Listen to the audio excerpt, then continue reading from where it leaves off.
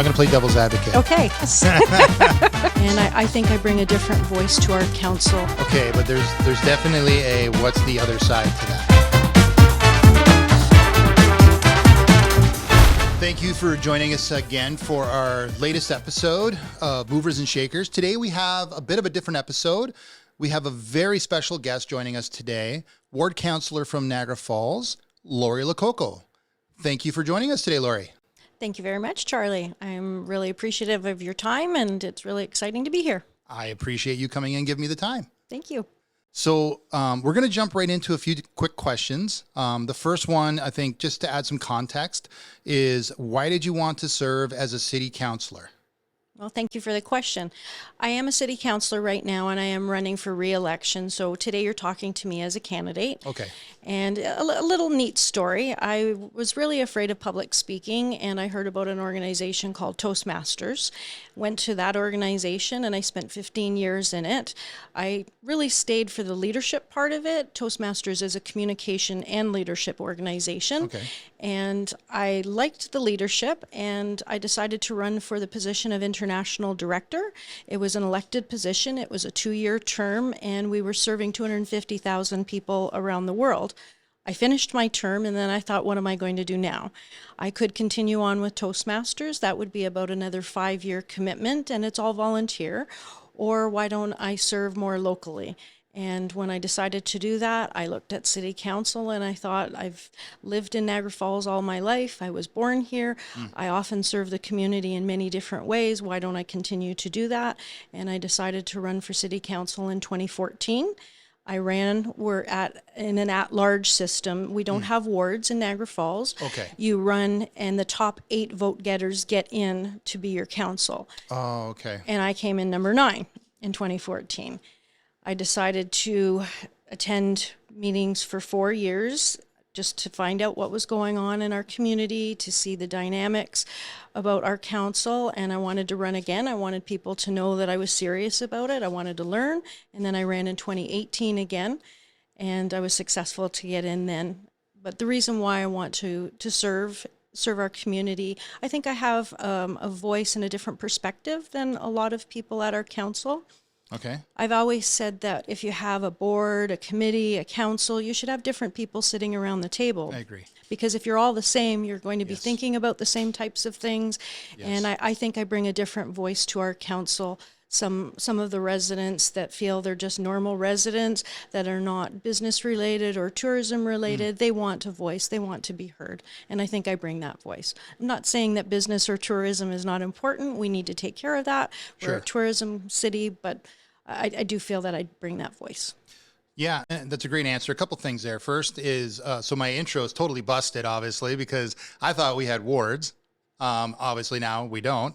In Niagara Falls. And is that all of Niagara that's like that, or just Niagara Falls? Just Niagara Falls. Okay. We were a ward system. We used to have 12 wards. Okay. And Niagara-on-the-Lake is also an at-large system, Okay. but the rest, actually Waynfleet is at-large as well, and the rest of the 9 municipalities are wards. Yeah, it shows, I mean, and I kind of follow it, so it shows you how little even the average person might know. But something else that stuck out is, yeah, I completely agree with diversification in representation. It's something that's very important in our society, especially in Niagara. We have an incredible melting pot of European and Asian and Indian cultures and ethnicities and beliefs. So having many different voices on every council, I think, is something that's very important. So I completely agree with that point. Yes. We have a couple topics that we have spoken about briefly before that I think are really pertinent to you and I sitting down and speaking. Obviously, being that I'm a real estate agent, and my passion, the reason I got into real estate is because I really like helping people. It's something that gets me out of bed in the morning. I enjoy helping people achieve their dreams. And for some people, just having their own place to live is a dream. So that's some work that I'm doing behind the scenes with local charities and local community outreach programs. But you can shed some light on this from a different perspective, and that's one of the main reasons why I wanted to have you on. So we often hear the term affordable housing. Can you explain what that is? Sure. It started off as a term in the social services sector, and it was that you would spend 30% or less of your income on your housing. And that was often with a fixed income, whether that was Ontario Works, ODSP, Old Age Security, or CPP. Spend 30% or less of your income on housing. And that's what people thought affordable housing was. People used to think it was for poverty. Right. That's not the case anymore. Right. Affordable housing now, and there's so many different implications. It's at federal, at provincial, what's going on in the economy. Affordable housing now means two people working 2 and 3 jobs each and still not being able to afford a rent, let alone purchasing a home. Yeah. And it's so challenging right now with all of the different levels of government. How can we achieve that? So affordable housing in that perspective is people working. It's not poverty, it's just people working. And how can we get to that point that it could be affordable to rent and home ownership? Yeah, no, I completely agree with that. We see it all the time in what we do. So even though most people think real estate agents just do buy and sell houses, or investment properties. And while, yes, that is true, we also do a lot of things like leasing, where we're helping homeowners that have either a house where they've duplexed it and they're looking for a quality individual to lease the other side of that house or apartment in that house. We do a lot of business with people like that as well to help them find and do the pre-qualifications for them. And that's something that we're seeing on our side is there's highly qualified individuals that can't find a place to live. Yes. That you're seeing people pool together now just to have decent places to live. There's definitely an issue there. I wouldn't necessarily qualify it as a crisis like we hear all over the place. I don't know, that word gets thrown around a lot lately, but it's definitely a problem, and it's definitely something that is prevalent right now in our current society and in Niagara. Yes. So what can the city do to bring affordable housing? There's a lot of different things that we can do. One of them we have been working on, the City of Niagara Falls has been working on, is donating land for affordable units. One of the properties is on Park Street in Niagara Falls. It used to be the old market. Okay, The old market on Park Right. Street behind Queen Street. Right. And we have donated, the City of Niagara Falls, I am a candidate, the City of Niagara Falls has donated it to the region, and there will be, I'm sorry, I can't remember how many levels, how many stories, but it will be 20% of affordable housing units. And that's really wonderful, because not only we would like to revitalize the downtown, by doing that, when you have people live down there, then more things come down there. You get grocery stores, you Yes. get entertainment and restaurants. That's one way. Another thing that the city did was we donated the core building on Victoria Avenue and Armory Street. It used to be an old library, and it was donated to the region for a bridge housing. And what that is doing, it's looking at people who are chronically homeless, and it's working with the individuals to provide them resources, whether it's addiction, mental health, other resources, and it's a bridge. So they're there for a period of time. They work on with the different resources, and hopefully they could move on to the next level. And I wanted to talk to you about a continuum of housing. One of the things that the city also does is help with warming and cooling stations. So that's really a continuum of housing. It's on the one end of the spectrum Right. to home ownership on the other Right. end. But if the city donates resources for warming and cooling stations, that's the first part of the continuum. Then there could be an overnight shelter. We've had an out of the cold overnight Right. shelter. And then there's different programs that people could utilize during the day. Then you go to a small apartment, a leased or a rented apartment, and then maybe lease or rent a larger home, and then home ownership. So that's the continuum. And if the city can help with all of those, then we can assist in this housing crisis. I will call it a crisis. Yeah. It is a crisis in the aspect of there's so many people out there looking for affordable units. Now, let's look at the income of what someone would receive on, say, ODSP or Yeah. OW. They might only get $900, $1,100, $1,300, depending on their situation. Per month, correct. And if you can't find an apartment for under $1,400, Yeah. we're in a crisis right there. They're That's fair. behind. They're behind the eight ball. There's never going to be a way to get out of that. Right. They're always going to be behind. That's not Right. including any food. If there's additional hydro with the apartment or transportation Right. or anything like that. So it is a crisis, and, Okay. and the city can help by donating the land, as I said. The city can also help in looking at different types of housing. Maybe we can look at tiny homes or using shipping containers interesting or point. trailers. Okay. I did put a motion forward to look into those things. There's a lot of municipalities that their current laws don't address them. Okay. So we have to put something in place to address them. Right. And that was part of our housing study of what we need to do is to look into those secondary suites, whether that's in your basement or the garage or Yeah. something else in your backyard. Those are things that the city could do, whether that's waiving permit fees or if there's development charges in certain instances. Those are different things that the city can also do. Yeah. Okay, so you've convinced me. We'll call it a crisis. And you're not wrong. I have very close relationships with people who are in those situations and are struggling, and things are not getting easier for them right now.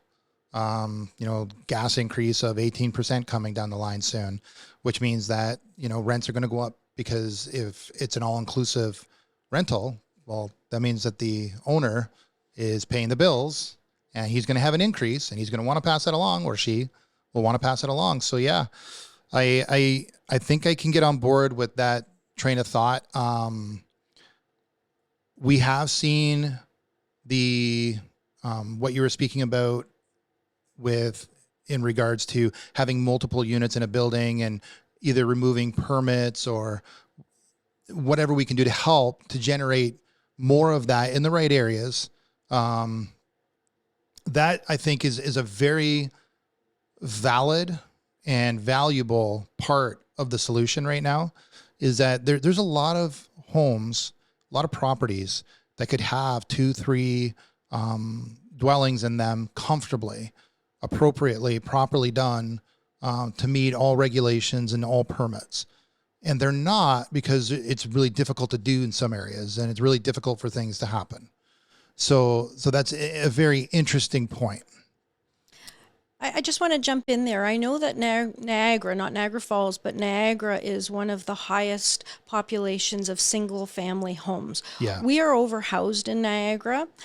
I'll give you an example. I have a friend that lives on a nice cul-de-sac, and they're very, very large homes, and there was 8 homes and 9 people living in them. And they were 3,000 square foot homes Yeah. or larger, and only 9 people living in them. Yeah. We are overhoused, and there's lots of different ideas within the world that different people come up with, like matching a student and a senior together.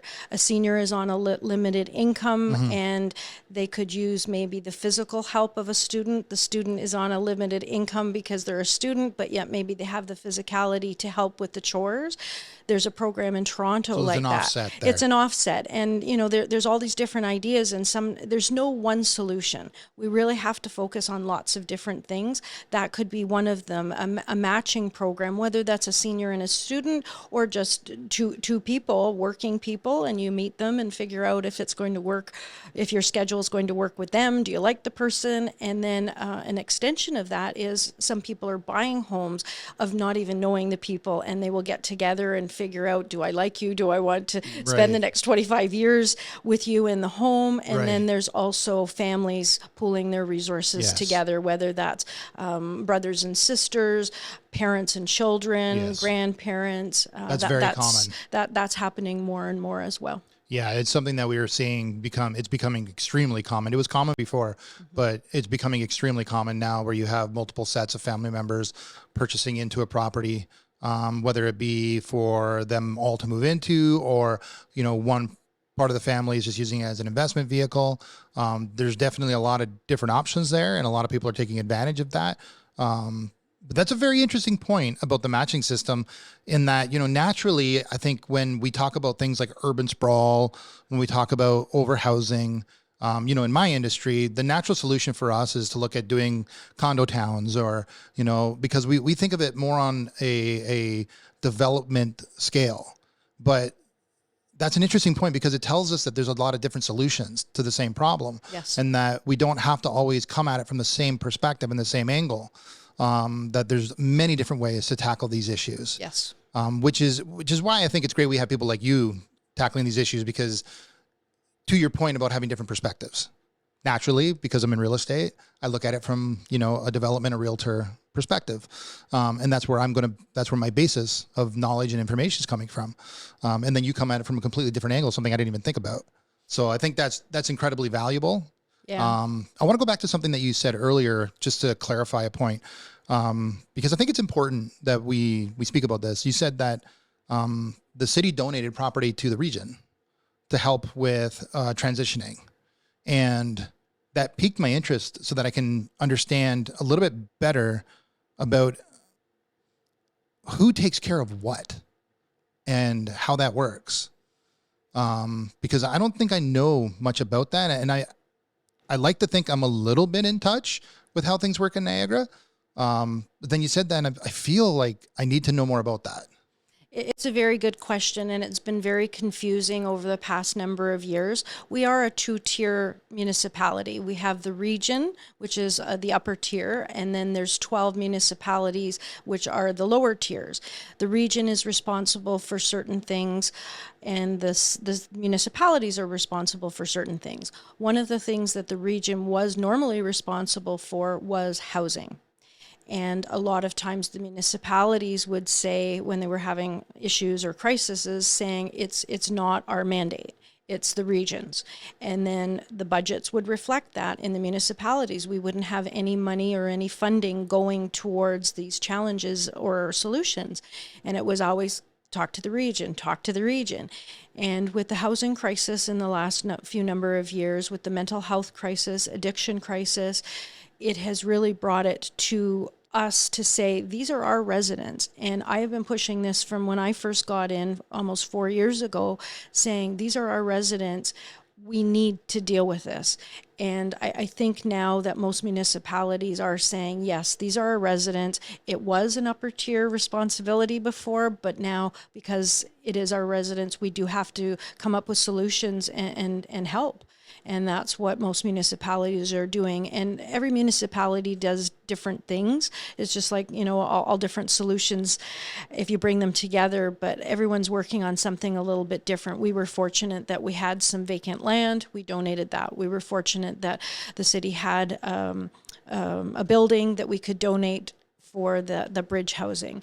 So it does get a little bit confusing, and I think the role of the municipality has changed in the last little while because of the different challenges that are going on. Yeah, I don't know enough about the time frames and the timing historically, but I know that in the past, maybe it was sometime in the late 70s or 80s, it was really like a provincial program that then at some point got downloaded to whether it be municipal or regional. I'm not exactly sure how that worked. Like you just explained. I know part of it, so I'm just going to jump in there and tell you. My understanding was that the province was handling housing, and then when it got to be a municipal issue, the province was giving money to the different municipalities. And there was no rhyme or reason, there was no formula, they were just giving money to the different municipalities. And then as things increased, the municipalities got an increase. It was, let's say, a 2% increase every municipality. But if you look at, say, a municipality like Hamilton compared to a Niagara, the level, the amount of housing and homelessness in those two communities are very different. And if you actually work out the figures for the percentages of people on Ontario Works or ODSP in the Niagara region, we should be getting a certain percentage of those dollars. So technically, we should be getting a completely different amount, and Niagara is getting shortchanged on the amount that they should. And I have talked to the region, and we've talked to the member of provincial parliament to talk about this to see if we can get it changed. And it kind of sounds easy, let's change it, but there's only one pot of money. And if you take a certain amount away to give to another municipality to make it equal to what they should be getting, now you're removing that from another municipality. That would be removed away from a Hamilton, that would be removed away from, it was really interesting to look at those figures. So the percentages that are coming to each of the municipality is not based on the numbers or the need, it's just based on a number from many, many years ago, and it hasn't been adjusted. Interesting. That's honestly mind-blowing. It is. That in 2022, that's how it's operating. Yes. Okay. Well, I'm going to get back into asking you some questions that are maybe not as heavy, but are definitely pertinent to what we're discussing. So the province released the Housing Affordability Task Force report in February. Can you tell us about some of the initiatives that are in that? Yes, there were 55 recommendations, and some of them I agree with totally, and I see how they can help. And then some of them I think will be more challenging or are removing the rights away from our residents. So I'm going to go through some of them with you, and you can understand. They might be heavy, actually. Okay. The first one, one of the positives is that they want to intensify building density within the urban boundaries. And that's a great thing. We have a lot of empty lots. We really need to focus on the properties that we have. We can intensify that way. We can also intensify in building higher, multiple floors, that sort of thing. Right. So that's one good thing. They want to intensify that. So that's good. The other one is they're legislating some timelines.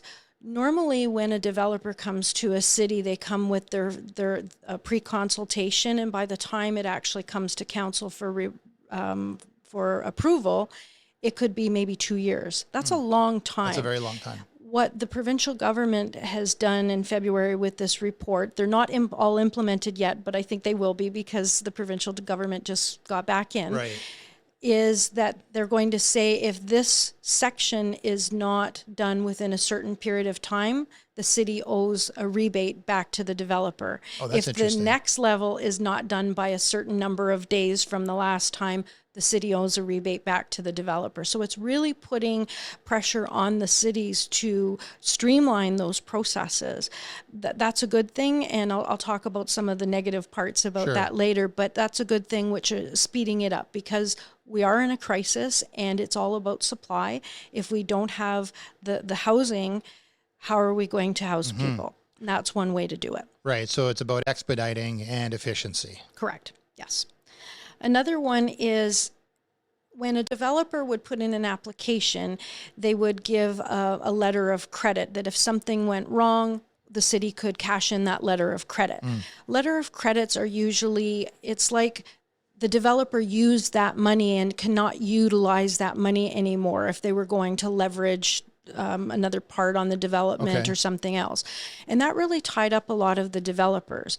This recommendation is called a pay-on-demand surety, and the provincial government is recommending that municipalities do that. If there is a problem, it's pay-on-demand. It's not like they've put the money ahead of time and that we can draw on the money. If there's an issue, then they pay for it. And a few council meetings ago, the city of Niagara Falls approved that, and it's going to be on a pilot program, and a developer could choose, do they want to do the letter of credit route or do they want to do the pay on the demand? That would release a lot of money that the developers could build more houses quicker. Okay, but there's definitely a what's the other side to that? Yes. The other side to that is there could be a risk to the municipality, and all of the research that our staff did, all the research that I did, and the pilot program show that there hasn't been any risk to this point. Hopefully there won't be any risk moving forward, and if there is, then we can address it at that point, but we are trying it on a pilot program. Okay. What's an example of a potential risk? Like they start a project, they run into an issue with the phase one, laying the groundwork for it.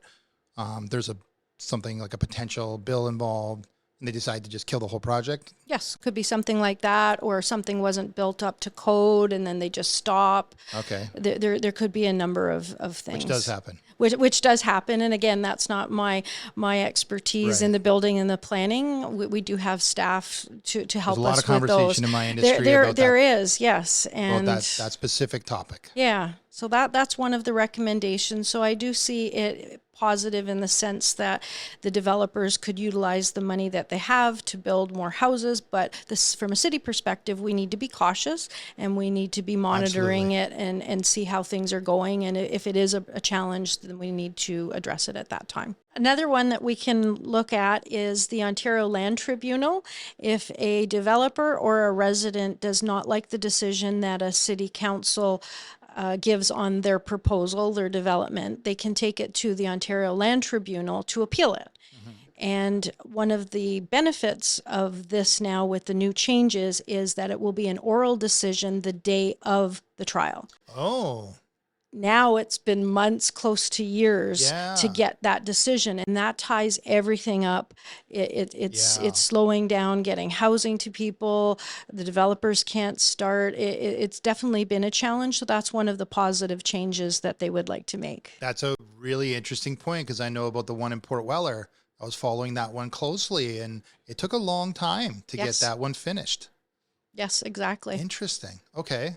Another positive recommendation is that the province was giving municipalities money to work on the backlog of applications. You could hire new staff to work on the backlogs, or you could use that money for software to help with the process. So when a developer comes into City Hall, they usually come with their great big drawings, and they need 4 or 5 copies to go to all the different departments. Well, now this software allows a developer to go right on a program and upload the drawings. They don't have to come into City Hall. Everything is electronically. It cuts down cost. It cuts down time. Yeah. And the city of Niagara Falls received $1 million from the provincial government, and we applied it to hiring new staff to work on that backlog and the new software program that the building and planning, everything could be done in a central location. Interesting. That's very helpful as well.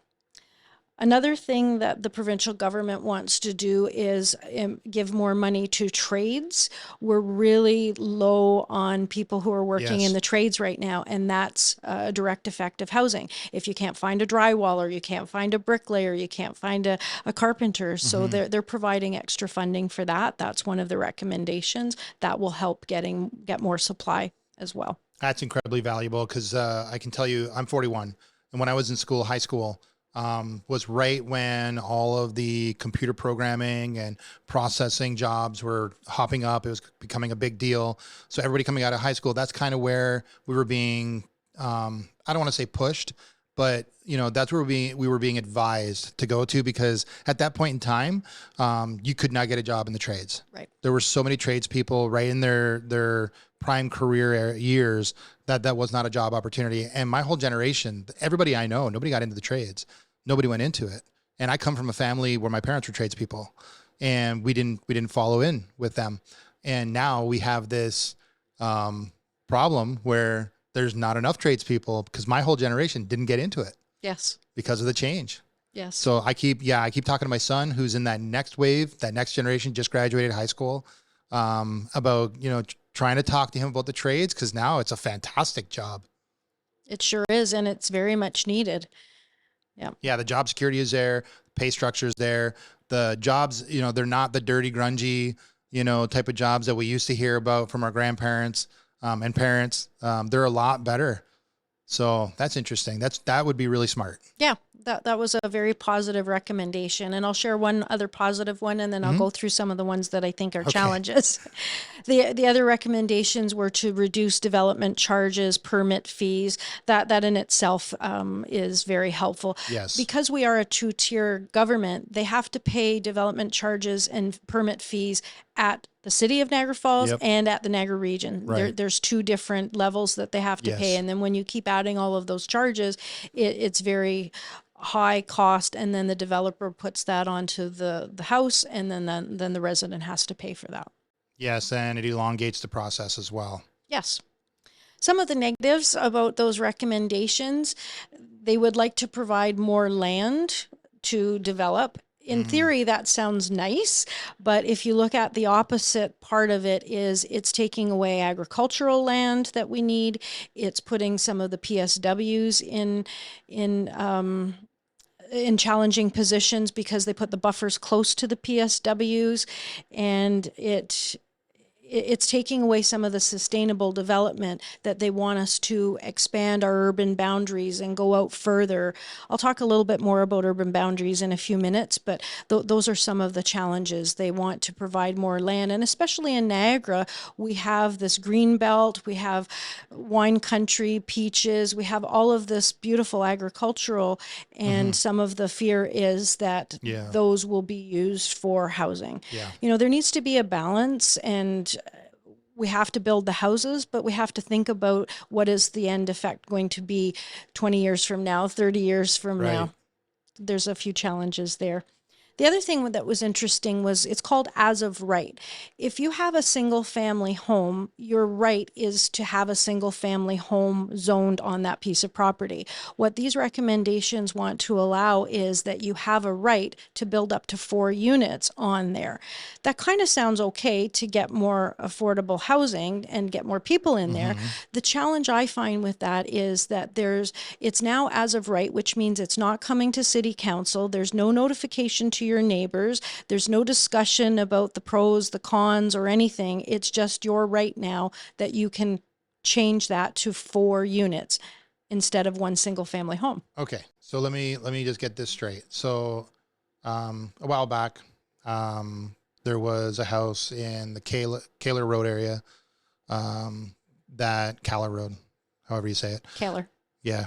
I've heard it both ways, but and it had that on the front, like it was a wide, big property, but it was a single family dwelling, and I was on it, and it had that sign on the front, notice, for the community to be able to go to a meeting about it. Exactly. So you're saying that's getting removed for single family properties that are zoned single family properties, it will be removed. And I'm a huge advocate in letting the public know, letting the public have an opportunity to talk about it, ask questions, voice their concerns.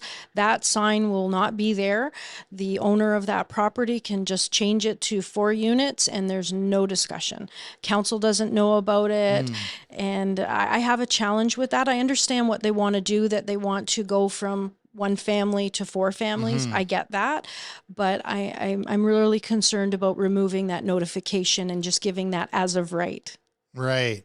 So there's pros and cons to that. I can tell you this. There will definitely be pushback from the not in my backyard people. Yes. Because, one of the negatives, like obviously there's positives to it, that it will help with some of the shortfalls that we have in housing to provide more units, more properties, more dwellings. But the flip side is when you buy into certain neighborhoods, you buy into them for specific reasons. And one of them is the investment vehicle of the home because of the neighborhood. And if at any given time, somebody can just build a multiplex in that neighborhood that will dramatically affect the value of the properties around it, there's definitely going to be some upset and hurt feelings over that. Yes. That's going to be interesting. Yes. Okay. What's the next one? Okay. The next one is they are removing or lessening the parking requirements. There are certain guidelines, say for a 100-unit apartment building, how many parking spaces they need. And that's on, it's legislated through the Ontario Planning Act, and we follow them. When it comes to council, sometimes we can amend it a little bit, that maybe they don't have enough room to put that number of parking spaces. We can change it, that sort of thing.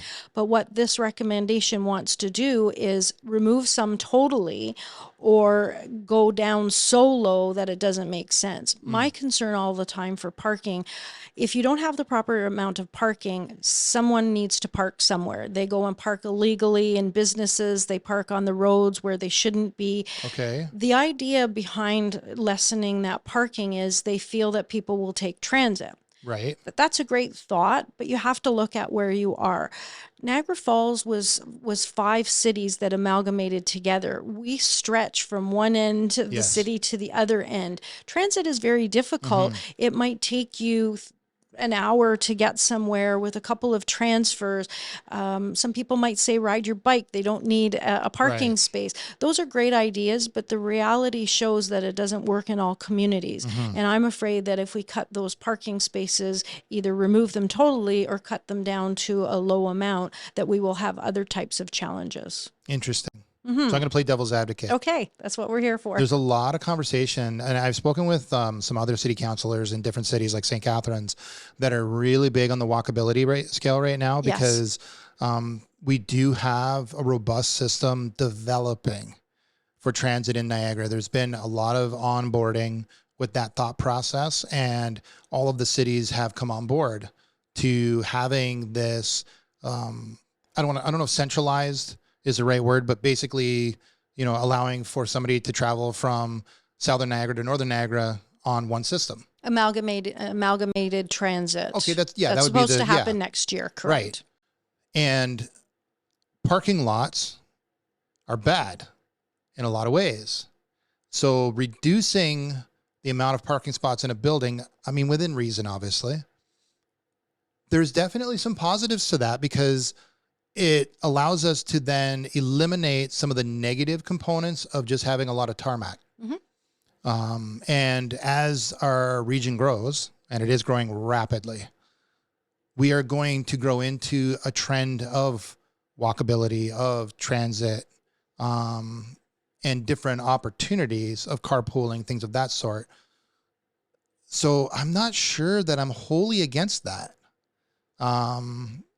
I can tell you from my industry that it is a component of a lot of builders that frustrates them, because they want to build properties that they believe are future-proofing our society, that are helping. They can put more trees in, they can put more green space in on a property, on a smaller footprint, if they can eliminate some of the blacktop. Yes. And so it's a balance, I guess, is the way to put it. I think it has to be looked at as a site specific. Whatever's going on that site, let's at least have the conversation, because if you have this general rule, it doesn't fit everyone. I'll give you a good example. Yeah, I agree with that. In downtown Niagara Falls, because it's close to the train station, the Minister of Municipal Housing has a right to put in a minister's zoning order, an MZO. And they were allowed to change the amount of stories within an apartment building from 20 to 40, and they were allowed to remove the parking requirements. Okay. So think of Queen Street, and there was going to be a number of towers towards the river with no parking requirements. And the idea is that they're close to the GO station, they don't need parking. In theory, that would work, but realistically, in Niagara Falls, if you were down on Queen Street in the middle of winter, you can't ride your bike somewhere. You probably are not going to walk to some place. So in some places it doesn't make sense. And I'm just really concerned that if it's a blanket policy, it might not work for some areas, and it might work. And especially with the price of gas right now, we're talking about the price of gas. We're talking about the price of cars, electric vehicles, those types of things. So I'm just afraid that if we remove it, we can still end up having problems. But I do think it needs to be looked at a site by site, and that's when it comes to council. That's when we have those discussions about closeness to a bus, those types of things. Yeah, I can definitely get on board with that way of thinking. I'm not a big proponent of painting whole sections with one brush. Whenever we do that in society, with any issue, with any thought, with any design of anything, we definitely miss opportunities to be more efficient, or have better efficacy in how we do it. So I can definitely get on board with that way of thinking. Yes, good. You were mentioning about the neighborhood, that people invest in a neighborhood for that area, for what's going on, the character of the neighborhood. When we were looking at different building opportunities, one of the things would be the character of the neighborhood. And if it was a 5-story building in an area that had only one floor single family homes, you could say, well, that's not the character of the neighborhood. And that could be a consideration about not to put a development in an area. Well, one of the recommendations is you can't use that issue, that challenge, that concern anymore about the character of the neighborhood. And I'm a little concerned about that. Again, I think it's site specific. You should look at it. The other one on that was shadowing. if you have a tall building, there's a lot of math that goes to it, but if you have a tall building, the sun will cast a shadow. And if you have a resident on the other side of the building, the sun might cast the shadow on their property all day, and now they've lost the enjoyment of their property. That used to be a concern, an issue, a challenge that we could look at. That's now off of the table as well. Interesting. So those are some things. Again, you know, I'm here to represent the residents. I always want the residents to have a voice, but it just seems that we're removing some of the opportunities for residents to tell us their concerns. Yeah. So that was another one. This one's an interesting one. I talked about the Ontario Land Tribunal, that if the person, a resident, the developer did not agree with the municipal decision, that you could go to the Ontario Land Tribunal. There was no cost to it before. There might have been a small fee to file the paperwork, but there was no cost. You could get a lawyer. You didn't have to have a lawyer, but that was the process. Now, under these new recommendations, the fee is $10,000. Oh. And that's prohibitive. That is very prohibitive. And again, it goes back to my advocation of letting people express themselves, being informed, being notified, and that could be very challenging. And I'll give you an example. We had a development on River Road that was going to be 2 very large towers, and there were a lot of residents in that area that were very concerned. They took it to the Ontario Land Tribunal. Actually, the developer took it to the Ontario Land Tribunal because we denied the application. They took it to the Ontario Land Tribunal, but under this new system, the residents would have had to pay $10,000 in order to appeal it. And they wouldn't have had a voice in that case. Exactly. Somebody would have to be incredibly passionate about their perspective to want to pay $10,000. Yes. Interesting. Another one of the recommendations is limiting public meetings. Under the Ontario Planning Act, there's a certain number of meetings that are statutory that you have to have. They're very minimal. A lot of municipalities will have extra public meetings to give an opportunity to the residents to express their opinion. Now they'll be limiting that. And again, you know, I'm advocating for the residents that they're notified, they have the opportunity to give their concerns. I mean, we all have, and I guess that is equitable rights, is what it comes down to, is everybody should have an equitable right to their voice and their say. If my neighbor wants to build a 5-plex, you know, right beside me, I should at least have a voice in that and how it works, to understand the process and be part of it. Under the Ontario Planning Act, there's a certain number of meters or feet that they would notify past the property. And then if it's a rural, there's a certain number. I'm sorry, I can't remember what, I think it's 150 meters or feet. I'm sorry, 150 for the, within the city. And then it was 150, I think, in rural. And a lot of the rural, you end up with huge parcels that the next person is 5 kilometers down the road, and they never got notified. I did bring up a motion to council to expand that. So now the city of Niagara Falls has expanded the notification process for those rural ones. We're still at the same in the city, but we have expanded it for the rural, and that makes notification a little bit easier for people. Interesting. Yeah. Another positive thing I was thinking was, these are the negative ones.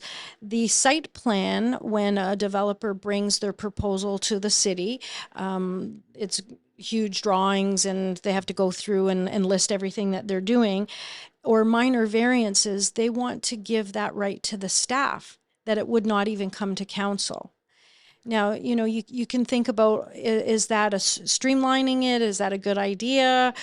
The issue with that is that the elected representatives are advocating for residents. If the paid staff, they don't know really what the residents want or don't want, they haven't had an opportunity, so they can make those decisions and it not even come to council. Be contrary to the mandate that you've been given. Yes. Interesting. Not to mention, and I never want to assume the worst in people, but anytime that somebody is given an opportunity where they have an extreme level of power and a type of decision-making process, when there's a lot of money involved, there needs to be some balance and checks put in place. Correct. Yes. And I feel that the easiest balance and checks is being transparent, open, accessible, and there to answer the questions. Yeah. I agree with that. The last one I'm going to cover is that they want to reduce the cost, which in theory, that sounds great, but what is going to end up happening is the Right. municipality is going to be losing that revenue. The province will not be giving revenue back to replace it. The city will just be losing the revenue. And, you know, there's no clear guideline of exactly what they want to do or how much or what they're removing or reducing, but that's the idea, that they will reduce costs and then the revenue from the municipality will be decreased. Yeah. So going back to the last point that we just made, not very clear, not very transparent. Yes. Okay. Yeah. So those are some of the recommendations. Interesting. So we had some positives, we had some negatives. Moving into the next question. So the region and the province provide the municipality some targets of the number of houses to build by a certain date. Tell us about those targets and some of the challenges and how we can achieve the targets. Okay, thank you for that question. In July of 2020, they say that Niagara Falls has approximately 97,000 residents. The target for 2051, which is basically 30 years, is going to be 142,000 people. So we go from 97,000 to 142,000. And then they say that from that, we should build an extra 20,000 units in those 30 years. Okay, we have a target. How are we going to achieve that?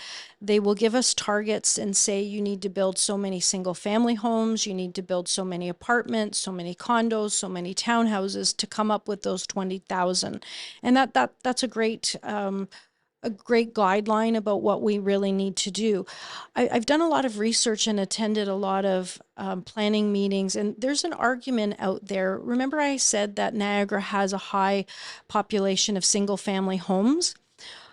The single family homes right now have seniors in them or people towards their retirement years, and most of them will be moving out of their single family homes either to retirement homes, downsizing, or unfortunately them passing away. So at some point we're going to have a huge inventory of single family homes on the market because our baby boomers are all of the same age. All of these single family homes are going to come up. The theory is that maybe we don't need as many single family homes as we once thought because of those. So, you know, that's something to keep in mind. And this task force report that we just talked about, those recommendations, that's going to help us achieve those 20,000 units that we need to build to accommodate all of those people. Interesting. Mm-hmm. And we talked about being creative with secondary suites, Right. those types of things, tiny homes, trailers, those are important things as well. And the other issue with that was urban boundary, urban sprawl. We did have a It's a proposal. big topic lately. It is. We did have a proposal coming to each of the municipalities to say, do you want to intensify within the urban boundaries, or do you want to expand your urban boundaries? Our council decided to expand the urban boundaries. I personally voted against it. I think we should be intensifying. We should have taller units. We should have fill in the ones that we have. There's a theory out there about urban boundary sprawl. If you don't have services out to a place, it takes a lot of money to get your water, your hydro out there. A lot of times the developers end up paying for that because that's within the proposal. Right. And that's okay. It's paid for at that point. But everything has a time expiration. Your roads only last so long. Yes. Your bridges, your water pipes, they only last so long. At the end of that life, somebody now has to pay for that, and then that goes into the pool of expenses for all of the residents to pay for. The argument can be made that all of those new houses outside of the urban boundary now pay taxes, so now you have that pool of money coming in.